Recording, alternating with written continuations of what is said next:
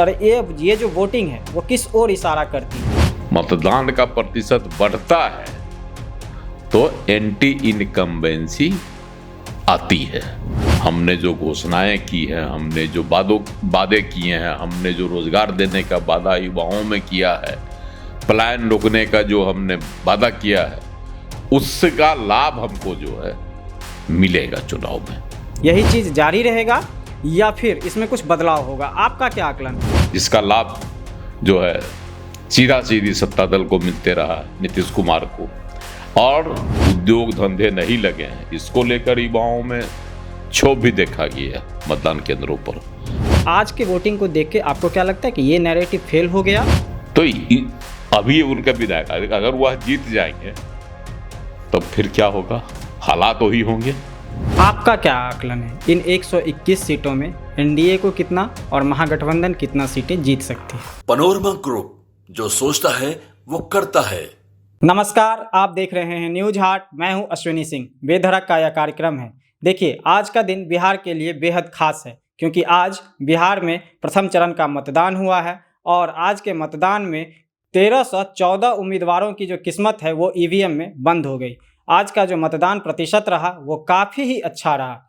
64% से अधिक मतदान हुए हैं और यह मतदान जो है सो एक स्वस्थ लोकतंत्र की ओर इशारा करता है। तो आज इस पर हम बात करेंगे और इसके लिए हमारे साथ मौजूद हैं अजय सर। बहुत बहुत स्वागत है सर। धन्यवाद सुनील जी। सर, बिहार में जो वोटिंग हुई है वो काफ़ी बम्पर वोटिंग हुई है। मतलब इस तरह की वोटिंग का जो अंदाज़ा नहीं लगाया जा सकता था क्योंकि पहले इतनी वोटिंग नहीं हुई है कभी बिहार में। अगर पिछले कुछ चुनाव को देखें तो सर ये जो वोटिंग है वो किस ओर इशारा करती है? देखिए, बिहार में जो वोटिंग हुआ है इस बार, इतनी ज़्यादा वोटिंग हुई है जिसका लोगों को अनुमान नहीं था। बिल्कुल, है ना। अभी तक की जो खबर है उसके अनुसार जो है आपको यहाँ पर 64.46% वोटिंग हुई है।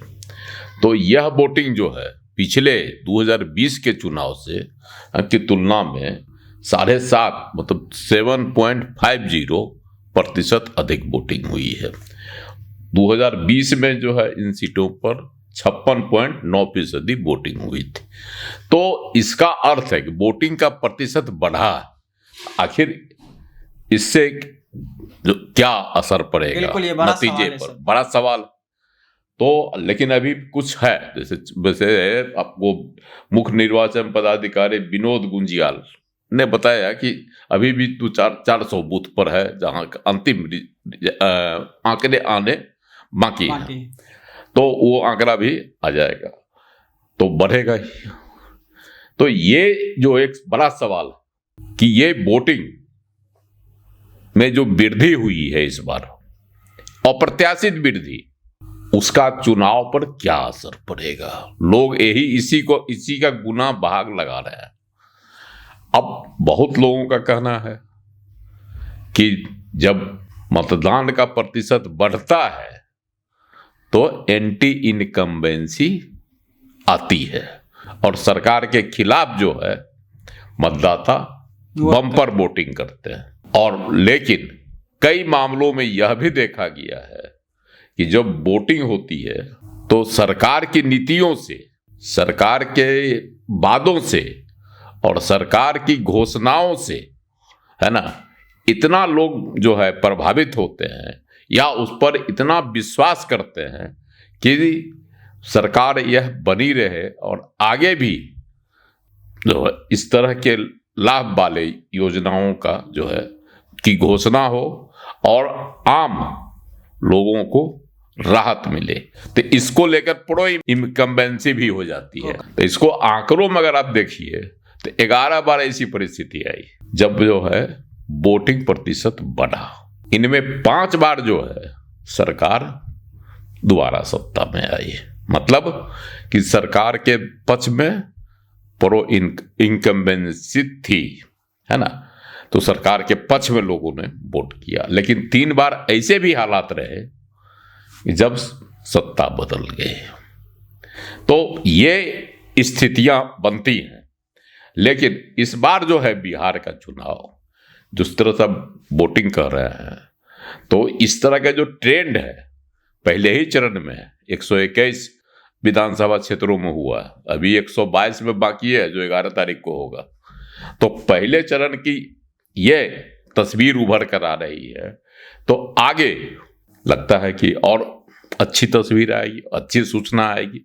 हालांकि अभी कहा नहीं जा सकता, लेकिन जो है ट्रेंडिंग उससे लग रहा है कि कहीं न कहीं लोग उत्साहित है, इसको लोग बहुत नजरिए से देख रहे हैं। विपक्षी खेमा है, उसको लग रहा है कि इस बार सरकार गई, हमने जो घोषणाएं की हैं, हमने जो वादे किए हैं, हमने जो रोजगार देने का वादा युवाओं में किया है, पलायन रोकने का जो हमने वादा किया है, उसका लाभ हमको जो है मिलेगा चुनाव में। इसलिए जो है इस बार बम्पर वोटिंग हुई है। और दूसरी ओर सत्ता दल का कहना है कि हमने जो महिलाओं के लिए घोषणा की है ना, और क्या कहता है युवाओं के लिए घोषणा की, रोजगार की देने का जो वादा किया 1 करोड़ रोजगार, इस तरह की जो बातें हम मतलब वादे की जो घोषणा हमने की, उससे लग रहा है कि हम बम्पर जीत की ओर जा रहे हैं। सम्राट चौधरी ने तो कहा कि हम 100 सीट जीतेंगे, ऐसे ऐसे भी दावे हो रहे हैं। बिल्कुल हाँ, तो ये उप मुख्यमंत्री हैं सरकार के, उन्होंने तो दावा किया कि हम 100 सीट जीत रहे हैं। लेकिन अब तो जब चुनाव नतीजे आएंगे तभी बताएंगे कि क्या स्थिति है। अब अगर चुनाव का आंकड़ा देखिए आप, तो सबसे अधिक वोटिंग हुई है आपको बेगूसराय में, और सबसे कम वोटिंग हुई है शेखपुरा में। तो ये भी अपने आप में जो है ना एक है बड़ा। बेगूसराय जैसे जिलों में, जैसे जिले में जो है वोटिंग का जो ये प्रतिशत है, वह कहता है कि कहीं न कहीं मतदाताओं में एक नया उत्साह है। और जिस तरह बेगूसराय में पहले वोटिंग इतना प्रतिशत नहीं होता था, लेकिन इस बार का जो वोटिंग प्रतिशत है वह बहुत ही उत्साहजनक है। एक सवाल है सर मेरा इसमें, क्योंकि आज का जो वोटिंग देखा गया उसमें मतलब अधिकांश बूथों पर महिलाओं की काफ़ी लंबी लंबी कतारें दिखी। तो और कहा जाता है कि जो जब भी महिलाएं मुखर होकर वोट करती हैं, महिलाओं की लंबी लंबी कतारें देखी जाती हैं, तो जो वर्तमान सीएम है नीतीश कुमार, उनके सत्ता में बने रहने की जो संभावनाएं हैं वो ज़्यादा फिक्स हो जाती हैं, कि ज़्यादा बढ़ जाती हैं। लेकिन इस बार के वोटिंग को देख के आपको क्या लगता है, यही चीज़ जारी रहेगा या फिर इसमें कुछ बदलाव होगा? आपका क्या आकलन है? देखिए, महिलाओं का जो वोट प्रतिशत है, हम शुरू से बोल रहे हैं कि इस बार ज़्यादा है, बूथों पर भी दिखाई पड़ रहा था और आकलन भी है। चुनाव आयोग का भी मानना है कि महिलाओं का वोट प्रतिशत ज्यादा है अभी के अनुसार। पूरा गणना नहीं आया है, लेकिन उत्साह देखा गया। नहीं सर, बूथों पे बहुत लंबी लंबी कतारें दिखी, क्योंकि सुबह में जब हम भी गए थे तो महिलाएं ज़्यादा एक्टिव दिख रही थी, वो ज़्यादा वोट करने के लिए निकल रही थी। तो महिलाओं का वोट प्रतिशत बढ़ा है, तो जब जब महिलाओं का जो वोट प्रतिशत बढ़ रहा है तो उसका सीधा लाभ सत्ता पक्ष को, नीतीश कुमार को मिलते रहा है। क्योंकि नीतीश कुमार ने महिलाओं के कल्याण के लिए बिहार में वो सब कदम उठाए जो पूरे देश के लिए एक प्रतीक बना हुआ है। जैसे स्थानीय निकाय और पंचायती राज के आरक्षण में, चुनाव में यहीं से शुरू हुआ, 50% आरक्षण देने की बातें आई जी, और वह लागू हो गया। इससे महिलाओं में जो है राजनीतिक जागृति बढ़ी, है ना। तो ये एक फायदा हुआ जो महिलाओं में गया, उसका लाभ नीतीश कुमार को सीधा मिल रहा है। दूसरा है जो नौकरी है, उसमें 35% आरक्षण दे दिया गया महिलाओं को, है ना।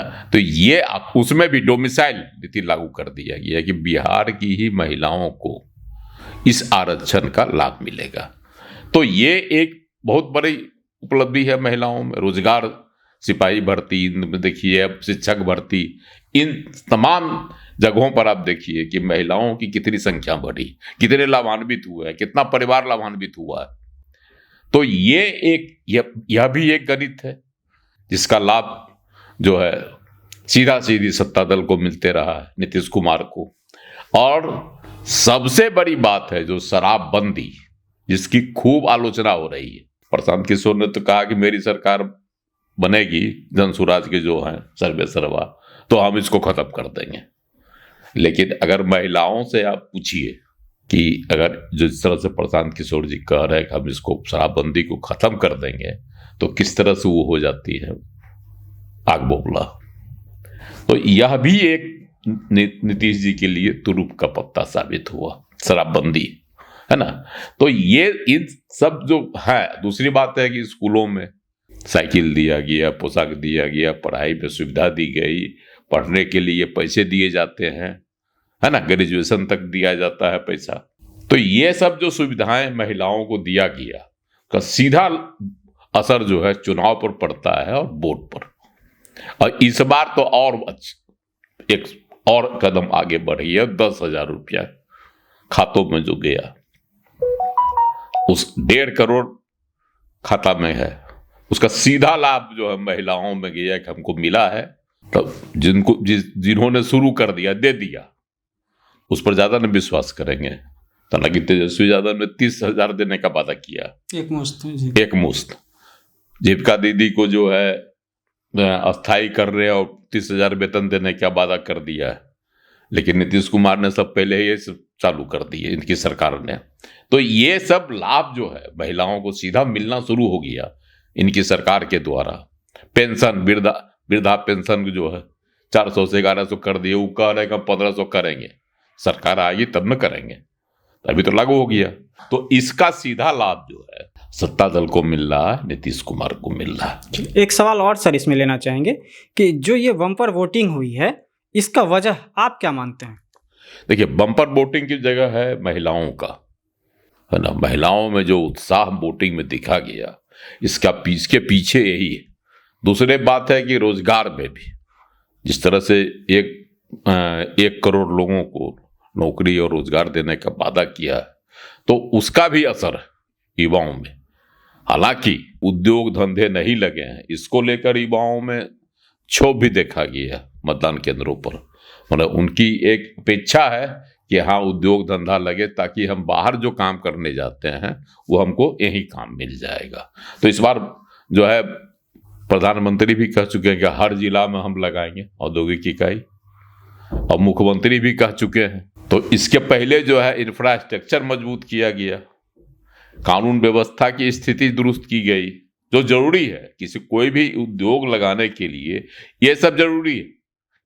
जब तक यह नहीं सुधरेगा तो उद्योग का जो है कहीं कोई रास्ता नहीं बनेगा। जब कोई सामान आएगा, जाएगा, ले जाएगा, इसकी सुविधा रहेगी, तभी तो वहां रोजगार उद्योग धंधे लग सकते हैं। तो इस बार प्रधानमंत्री नरेंद्र मोदी ने भी वादा किया और मुख्यमंत्री नीतीश कुमार ने भी। तो यह भी एक कारण है वोटिंग प्रतिशत बढ़ने का।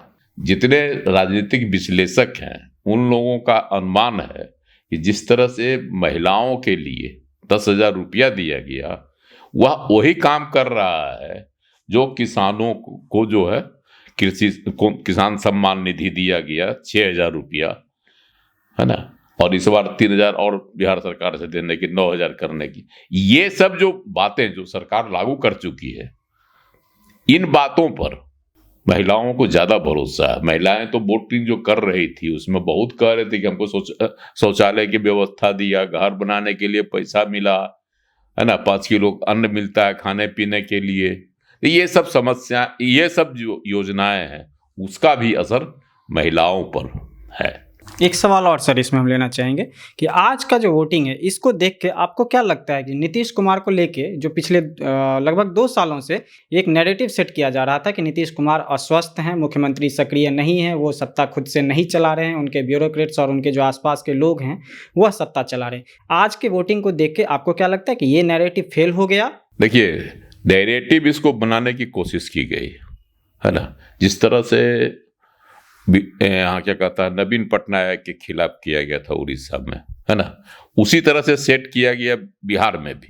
जब तक नीतीश कुमार जी महागठबंधन के मुख्यमंत्री थे तब तक वह स्वस्थ थे, वही तेजस्वी यादव के लिए स्वस्थ थे, चचा थे। कहीं से भी उनकी अस्वस्थता की बात नहीं आ रही थी, और न कभी इसका ढिंढोरा पीटा जा रहा था, न भाजपा की ओर से, एनडीए की ओर से, भाजपा की ओर से पिटा जा रहा था। सर, सम्राट चौधरी बोल रहे थे। सम्राट चौधरी एक बार बोले भी थे, 2 बार, हाँ। लेकिन राजद की ओर से, कांग्रेस की ओर से इस तरह की बातें नहीं की जा रही थी, लेकिन जैसे ही हुआ उधर से इधर पलटी मार दिए, एनडीए में आए, ये अस्वस्थ हो गए, है ना। अब इसको नैरेटिव बना दिया, तेजस्वी यादव इसको भुनाना चाहे राजनीति में, हम इनको ये कर देंगे कि इनका जो है अब यह किसी काम के नहीं, और इसको पूरा प्रचारित किया गया। नकारा मुख्यमंत्री, है ना, और स्वस्थ मुख्यमंत्री। तेजस्वी यादव की यह भाषा थी चुनाव से पहले। आज जैसे ही चुनाव आया कि वो जो है नीतीश कुमार पर कुछ नहीं बोलते हैं ज्यादा, उस पर उसको मुद्दा बनाना छोड़ दिए। अब वो सीधा सीधी अटैक करते हैं नरेंद्र मोदी पर, भाजपा पर, ताकि जो है भाजपा के खिलाफ जो मुस्लिम वोट है वह मेरे साथ एकजुट रहे, वह कहीं उसमें बिखराव नहीं हो, और दूसरी जो भाजपा से मतलब रुष्ट वर्ग है उसका भी हमको लाभ मिले, है ना। इसलिए यह रणनीति बना दी गई। अब नीतीश कुमार अस्वस्थ नहीं, एक बार भी जो है इस प्रचार के दौरान आप देखे होइएगा कि तेजस्वी यादव इसको मुद्दा नहीं बना रहे हैं, भूल गए। अब खाली करते हैं कि हम भी देंगे 30,000, हम भी देंगे 20,000, हम भी देंगे 50,000, है ना, कर रहे हैं, है ना। ये चल रहा है, नौकरी देंगे, रोजगार देंगे, सब कुछ देंगे। और पिछली बार जो टीचर की बहाली हुई, 2.5 लाख टीचर की बहाली, उसको अपना श्रेय मानते हैं। एक उप मुख्यमंत्री, किसी भी चालक जो चलाता है गाड़ी, ड्राइवर बस का होगा, तो उसी के हाथ में हैंडल रहता है, वही बस को दाएं बाएं ले जा सकता है, खड्डा में कूद गिरा भी सकता है, नहीं तो सुरक्षित जो है डेस्टिनेशन तक, जहां आपको जाना है, गंतव्य स्थान तक पहुंचा भी देता है ना। वहां का जो है आपको कंडक्टर क्या करता है, उसकी कुछ है, दाएं बाएं खाली करेगा, पीटेगा, पीटेगा। तो उसे ही न थे उप मुख्यमंत्री क्या होता है, उसी तरह से बस का कंडक्टर होता है। आप जो है सिर्फ खाली पीटते रहिए, साइड साइड साइड, जैसे बस वाला करता है उसी तरह से करते रहिए, बाकी चीज तो वही ड्राइवर करता है। तो ड्राइवर कौन थे? महागठबंधन की सरकार के ड्राइवर कौन थे? नीतीश कुमार। तो जो भी किए वो नीतीश कुमार किए। तो उसका ढिंढोरा पीटना कि हम ही दिलवाए, हम इतना दिलवा दिए, अरे भाई, जब आपकी सरकार आएगी और आपकी कलम से अगर कुछ अनोखा कुछ घोषणा होगी तभी पता चलेगा। लेकिन आपके तो साथ वाले विधायक वे सब जो हैं, अभी से उनका उत्पात शुरू हो गया। देख लीजिए बनेर के विधायक, देख रहा है ना, भाई वीरेंद्र का, दरोगे के कहते हैं कि हम तुमको जला देंगे, है ना, इसलिए कि वो जो चेकिंग कर रहा था, लोग का जो है पहचान पत्र जो है किसकी रेक कर रहा था, तो इसके लेके उसको धमका दिए। पहले भी वो धमका दिए थे वो पंचायत सचिव को, है ना, क्या से क्या उसको बोल दिए। तो अभी उनका विधायक अगर वह जीत जाएंगे तो फिर क्या होगा, हालात वही होंगे, है ना। आप देखिए लखीसराय में उप मुख्यमंत्री हैं विजय कुमार सिन्हा, उनका निर्वाचन क्षेत्र, वो गए बूथ देखने क्या हो रहा है मतदान का, तो ऊपर हमला कर दिया, मारपीट करने लगे। ऐसे उदाहरण देखिए बहुत जगह मिल जाएंगे आपको। तो ये जो हालात हैं उनके विधायक करते रहते हैं, तो इसी से भयभीत हो जाता है मतदाता कि जो उन पर आरोप लग रहा है उनकी माँ बाप के सरकार पर, मतलब लालू यादव और राबड़ी देवी की सरकार पर जो आरोप लगते रहे हैं जंगल राज का, वह किसी नेता का कहा हुआ नहीं है, वो पटना हाईकोर्ट की टिप्पणी है ना। तो वो जो आरोप लगते रहा है उसकी पुष्टि तो इनके अपने ही लोग कर देते हैं। तो इससे भी मतदाता कहीं न कहीं भयभीत हो जाता है। यह जो है इनके लिए ना कि नेगेटिव, नकारात्मक जो है तस्वीर उभार देता है ना। तो ये सब चीजें हैं। आप इसको प्रो इनकम्बेंसी समझिए, अधिक मतदान होने का, या एंटी इनकम्बेंसी। लेकिन लोग जो महिलाओं का वोट प्रतिशत बढ़ने का जो अनुमान है, ज्यादा प्रतिशत होने का आंकड़ा आ जाएगा, तो वो जो है आंकड़ा, तो वो बता रहा है अगर महिलाएं का स्वाभाविक है बढ़ा भी है प्रतिशत, तो वो जो है नीतीश कुमार के हक में ही जाएगा। अंतिम सवाल सर, सब अपने अपने दावे कर रहे हैं। एनडीए की ओर से कह रहे हैं कि जो 121 में से 100 सीट जीत जाएंगे, महागठबंधन कह रहे हैं कि जो हम सीट ज़्यादा जीतेंगे।